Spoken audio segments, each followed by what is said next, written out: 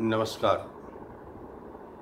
मैं professor UK Bukhari Shri Ekadashi महिला महाविद्यालय जामनगर आप सबका अभिवादन करता हूं, स्वागत करता हूं। पिछले 2 व्याख्यान आप तक लगभग पहुंच चुके हैं। ये मेरा तीसरा व्याख्यान है। TYBA मुख्य विषय हिंदी, पेपर नंबर 12, जिसका शीर्षक है साहित्य सिद्धांत भाग 1 के अंतर्गत पिछले व्याख्यानों में हमने आपके पाठ्यक्रम से संबंधित विस्तृत जानकारी आप तक पहुंचाई थी और उसके बाद पेपर नंबर 12 साहित्य सिद्धांत के अंतर्गत अलग अलग यूनिट्स में जो आपके अभ्यास के मुद्दे हैं, उन मुद्दों में से पहला मुद्दा साहित्य का अर्थ, उसका स्वरूप, परिभाषा, उसके तत्व इत्यादि की चर्चा आपके सामने रखनी थी। उसमें हमने पिछले व्याख्यान में साहित्य का अर्थ संस्कृत, हिंदी तथा पश्चिम के विद्वान आलोचकों द्वारा प्रस्तुत की गई साहित्य की परिभाषाएं और साहित्य के प्रमुख जो 4 तत्व हैं, जैसे कि भाव तत्व, कल्पना तत्व, बुद्धि तत्व, शैली तत्व इत्यादि की चर्चा के अंतर्गत हमने आपके सामने भाव तत्व तथा बुद्धि तत्व, इन 2 तत्वों की चर्चा आपके सामने रखी है हमने। आज हम बाकी के जो 2 तत्व हैं, बुद्धि तत्व एवं शैली तत्व, इसकी बात करेंगे और उसके साथ साथ साहित्य और समाज के संदर्भ में साहित्य और समाज का अन्योन्याश्रित जो संबंध है, उसके बारे में भी कुछ जानकारियाँ आपसे साझा करने का प्रयास करेंगे। तो साहित्य का तीसरा जो महत्वपूर्ण तत्व है, जिसको बुद्धि तत्व कहा गया है, एलिमेंट ऑफ इंटेलेक्ट, इसमें कहते हैं कि मनुष्य का कोई भी कार्य बुद्धि के बिना संपन्न नहीं होता। बुद्धि रहित कार्य प्रसन्न नहीं होता। साहित्यकार के मन में भाव के उत्पन्न होते ही उसे उचित ढंग से सजाना, क्रम में रखना, औचित्यपूर्ण ढंग से रखना, भाषा और शैली के माध्यम से जो काम होता है वह बुद्धि ही करती है। भावों को अधिक से अधिक स्पष्ट करने का कार्य भी बुद्धि के द्वारा ही होता है। रचनाकार के मन में, साहित्यकार के मन में, कलाकार के मन में जो भाव उत्पन्न होते हैं वह निराकार होते हैं। उसका कोई आकार नहीं होता, उसे सिर्फ महसूस किया जा सकता है और स्वयं के खुद के भावों को दूसरों तक पहुंचाने के लिए, दूसरों के अंदर महसूस कराने के लिए उसको आकार देना पड़ता है। उस भाव को सजीव साकार बनाना पड़ता है। उस भाव को सजीव और साकार बनाने का काम, उस भाव को भाषा का माध्यम देने का काम, उस भाव को विभिन्न शैलियों के माध्यम से व्यक्त करने का काम, भावों को क्रमबद्ध करने का काम, भावों को संजोने और सजाने का काम बुद्धि करती है। इसलिए किसी भी साहित्यिक रचना में जितना महत्व भाव तत्व का है, जितना महत्व कल्पना तत्व का है, उतना ही महत्व बुद्धि तत्व का है। बगैर इसके कोई भी रचना संभव नहीं हो सकती, या यूँ कहें कि बुद्धि के बिना मनुष्य का जीवन ही संभव नहीं है। बुद्धि विहीन कार्य मनुष्य को प्रसन्न नहीं कर सकता। साहित्य में भी इसका बड़ा महत्व है। साहित्य निर्माण या साहित्य सृजन में बुद्धि का तत्व है, वह बड़ा महत्वपूर्ण है। इसलिए इसे साहित्य का विचार पक्ष भी कहा गया है।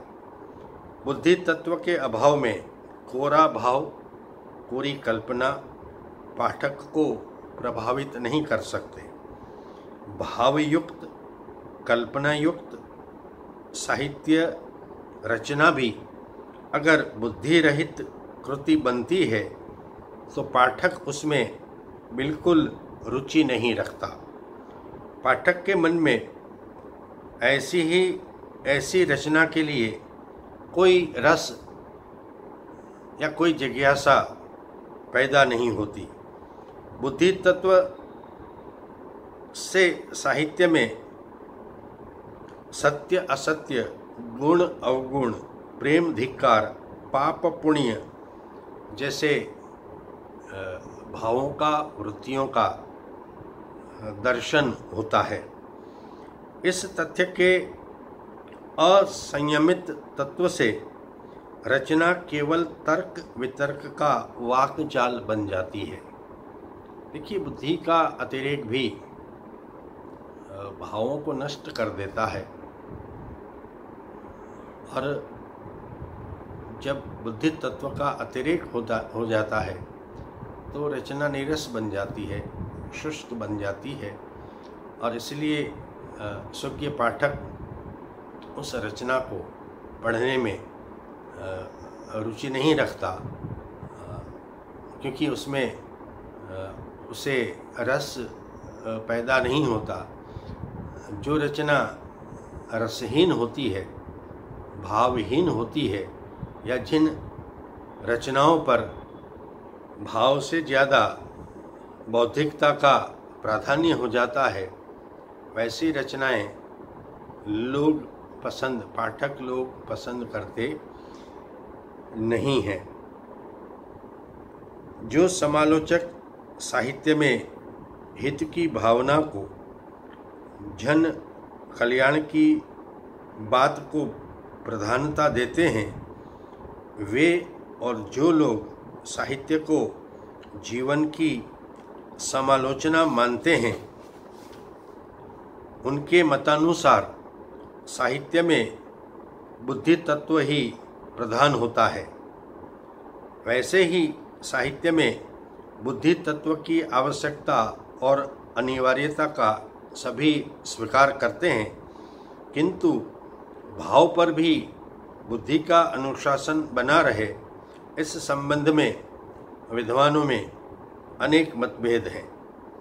प्राचीन काल में साहित्य निर्माण के लिए भाव तत्व सर्वाधिक महत्वपूर्ण माना जाता था, परंतु आधुनिक काल में साहित्य रचना के लिए भाव की अपेक्षा बुद्धि का महत्व बढ़ गया है। इतना होते हुए भी यह एक अनुभव सिद्ध ठोस सत्य है कि जिस साहित्य में भाव तत्व जितना कम होगा, उतना ही वह कम आनंददायी होगा। वस्तुतः साहित्य में बुद्धि तत्व कार्य सहित एक भाव की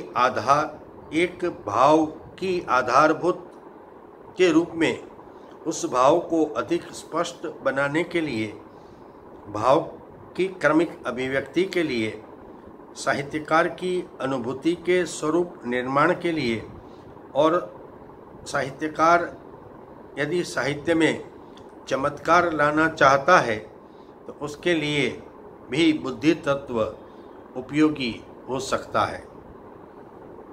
देखिए, जैसा कि हमने बताया कि प्राचीन काल में, आदिकाल, भक्तिकाल इत्यादि में भी और आधुनिक काल में भी साहित्य रचनाओं में भाव तत्व की प्रधानता सदैव रही है और वही रचनाएं ज़्यादा लोकप्रिय रही हैं जिसमें भावों की प्रधानता हो। भक्तिकाल के प्रखर कवि और साहित्य के सूर्य समान सूरदास की भ्रमर गीत रचना बड़ी जबरदस्त भावप्रवण रचना है। इसी तरह से तुलसीदास का रामचरितमानस या अन्य बहुत सारी ऐसी रचनाएं हैं जिसमें भावों की जो गंगा बहती है वह पाठक को हृदय विभोर, भाव विभोर बना देती है। लेकिन आधुनिक काल में, खास करके आधुनिक काल के प्रयोगवाद में, जिसके जनक अज्ञेय जी हैं, सच्चिदानंद हीरानंद वात्स्यायन, जिन्होंने तार सप्तक की परंपरा शुरू की, और अन्य ऐसे कुछ एक कवि जिन्होंने एक्सपेरिमेंट किए, जिन्होंने प्रयोग किए और उन प्रयोगों के माध्यम से अपनी रचनाओं में चमत्कार उत्पन्न करने की कोशिश की। क्षणिक रूप में यह चमत्कार प्रदर्शन पाठक को आकर्षित कर सकता है, लेकिन लंबे समय तक वह रचना पाठक के मन मस्तिष्क में नहीं रहती। फिलहाल जो भी हो, हमारी चर्चा का निष्कर्ष यह रहेगा कि किसी भी साहित्य रचना में भाव और बुद्धि दोनों का समायोजन होना आवश्यक है। दोनों में से किसी एक का प्राधान्य उस रचना को, उस कृति को इतना प्रभावित या इतना प्रभावक नहीं बना सकता। इसलिए साहित्यकार को चाहिए कि वह अपनी रचनाओं में भाव और बुद्धि दोनों का सामंजस्य लेकर के चले, तभी एक सुंदर, श्रेष्ठ, हृदयगम्य, बुद्धिगम्य रचना हो सकती है। साहित्य के तत्व का जो चर्चा हम कर रहे हैं, उसमें जो चौथा तत्व है जिसको शैली तत्व कहा गया है, एलिमेंट ऑफ स्टाइल, इसकी हम आपके सामने अब बात करेंगे।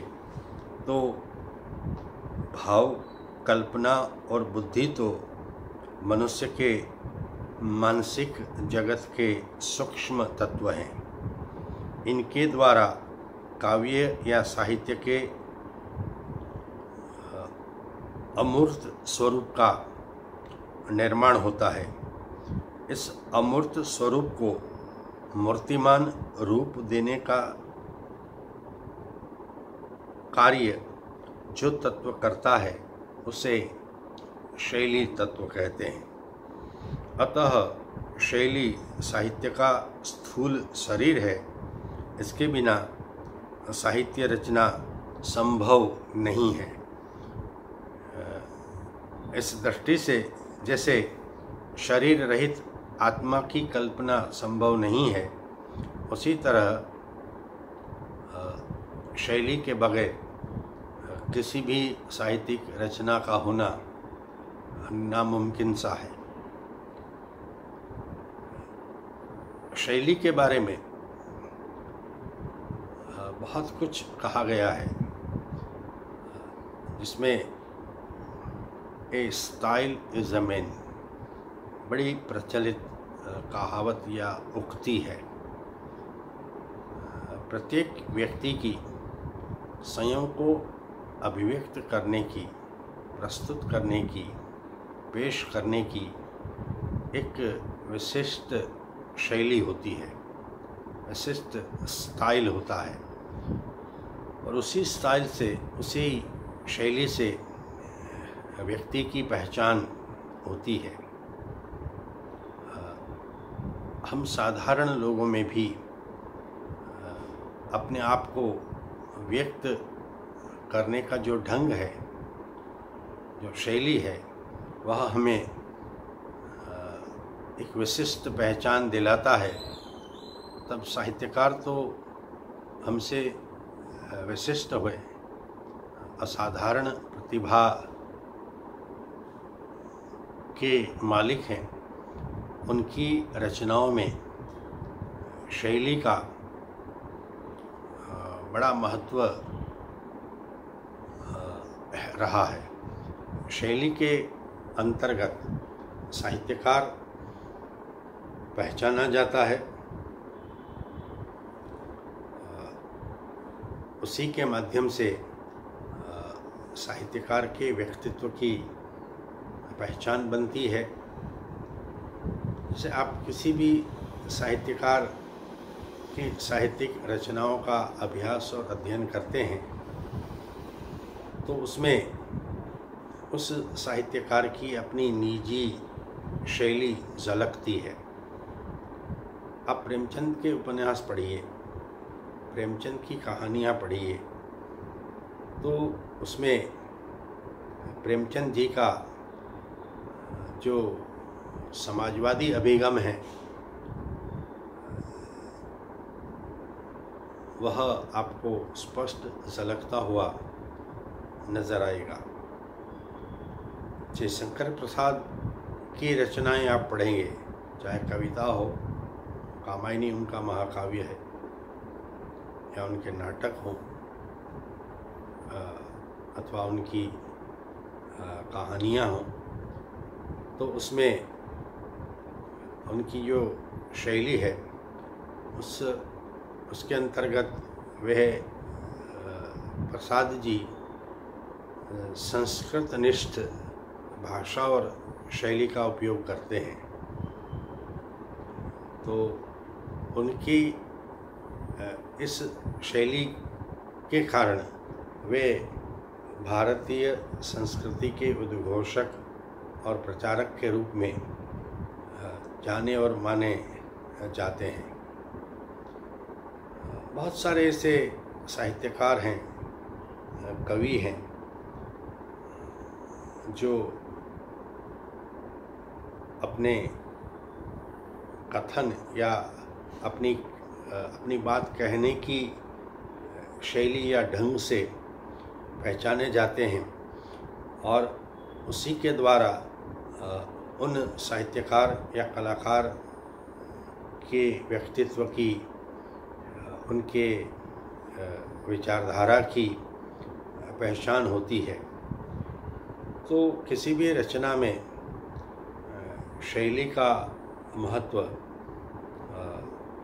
अपूर्व है, अद्वितीय है।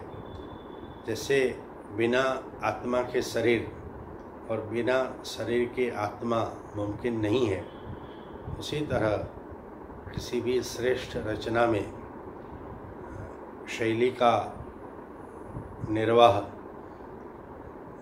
जरूरी है, आवश्यक है, और इसी के द्वारा ही रचना है वह आकर्षक बनती है। इसी के द्वारा रचना है वह लोगों के मन में, पाठकों के, भावकों के मन में एक विशेष प्रकार का प्रभाव उत्पन्न कर सकती है। तो शैली के अंतर्गत साहित्य निर्माण में शैली तत्व साहित्यकार के व्यक्तित्व को स्पष्ट करता है। अंग्रेजी कहावत स्टाइल इज ए मैन इसी भाव को प्रदर्शित करती है। मनुष्य की प्रतिभा ही उसका व्यक्तित्व प्रदर्शित करती है। साहित्य निर्माण के लिए इस तत्व के अंतर्गत भाषा, शब्दों का चयन, वाक्य रचना, छंद और अलंकार इत्यादि का प्रयोग आदि शामिल होते हैं। शैली को भावों या विचारों का परिधान कहा गया है। वही साहित्य उत्तम होता है जिसमें भाव और शैली का समुचित समन्वय होता है। प्रत्येक साहित्यकार की शैली उसके व्यक्तित्व के अनुसार निराली होती है। साहित्यकार के जीवन विकास के साथ शैली का ऐतिहासिक तत्व बनता है और बुद्धि के अनुसार उसमें व्यक्तित्व का समावेश माना गया है। हमारे प्राचीन आचार्यों ने शैली के निम्न जैसे प्रकार बताए हैं। एक, सरल शैली। दूसरा, उदात्त शैली। तीसरा, प्रसन्न या कोमल शैली। और चौथा, ओजस्वी या ओजपूर्ण शैली।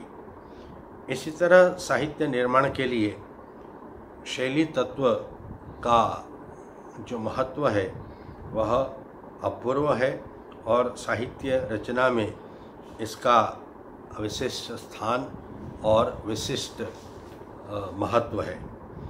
संक्षेप में इन चारों तत्वों की अनिवार्यता और उपयोगिता के संदर्भ में बात करने पर निष्कर्ष रूप में हम यह कह सकते हैं कि साहित्य निर्माण के लिए किसी एक तत्व से काम नहीं चलता, परंतु सभी तत्वों की आवश्यकता के अनुसार सप्रमाण समुचित उपयोग साहित्य की श्रेष्ठ कृति के लिए अनिवार्य बन जाता है। कभी कभी इन सभी तत्वों के होते हुए भी साहित्यकार किसी भी बंधन में अपने आप को बांधना पसंद नहीं करता। कवि या साहित्यकार अपने आप को स्वतंत्र व्यक्तित्व मानता है।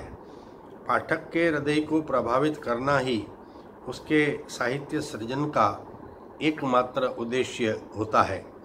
इसलिए तो कहा गया है कि अपारे कुल संसारे कवीरे प्रजापति यथा रम्ये रोयते विषम तथेदम परिवर्तते। अर्थात इस अपार संसार में कवि यानी साहित्यकार प्रजापति ब्रह्मा के समान है। जिस तरह इस संसार की रचना उसके विधाता अपनी रुचि के अनुसार करता रहता है, ठीक उसी तरह कवि या साहित्यकार अपनी रुचि या इच्छा के अनुसार साहित्य की रचना करते रहते हैं। तो ये साहित्य के जो चार प्रमुख तत्व हैं, भाव तत्व, कल्पना तत्व, बुद्धि तत्व एवं शैली तत्व, इसकी बिल्कुल संक्षेप में आपके सामने हमने चर्चा रखने का प्रयास किया है।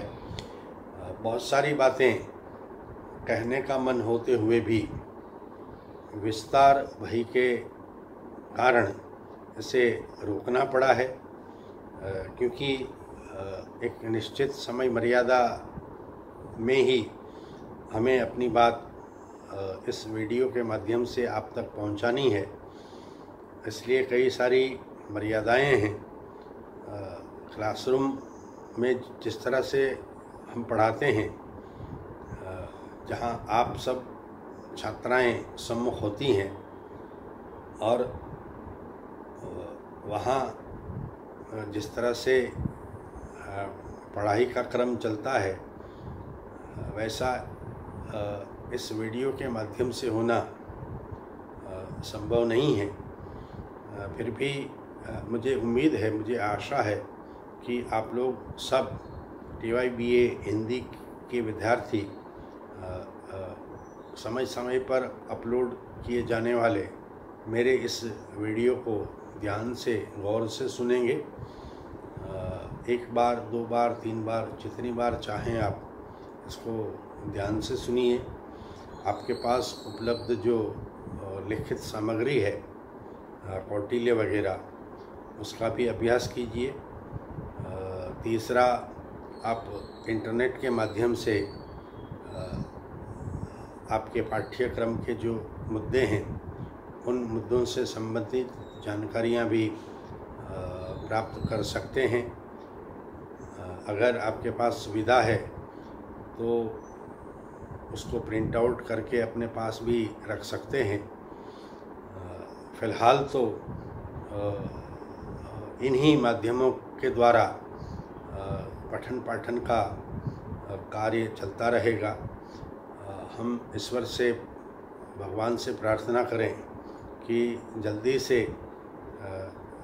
इस महामारी का यह जो दौर है वह समाप्त हो जाए और फिर से दोबारा से हम लोग अपने जीवन की जो पूर्व जीवन की जो शैली है उसमें वापस लौट आएँ, सब कुछ पहले जैसा हो जाए, यह हम उम्मीद करते हैं।